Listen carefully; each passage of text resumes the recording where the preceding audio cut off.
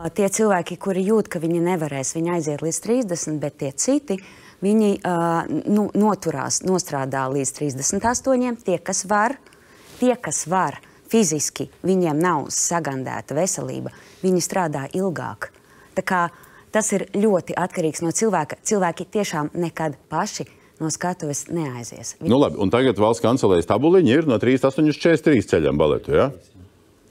Un ko jūs par šito sakat? Bet saprotiet, ja tev blakus līnijā vai tavā aplītī vai, nezinu, iestudējumā dejo 20 gadnieks, un tu tur mazliet tāds krunkaināks blakus stāvi, un tu piepūlies tāpat, bet tev tā kāja vairs nelido vai, tā kā vienkārši ir kaut kāds vecums, kad estētiski tas vairs nav, un arī šeit izskan jautājums par to veselības apdraudējumu, vai tiešām balets neietilpst tai kategorijā, kur tiek apdraudēta veselība.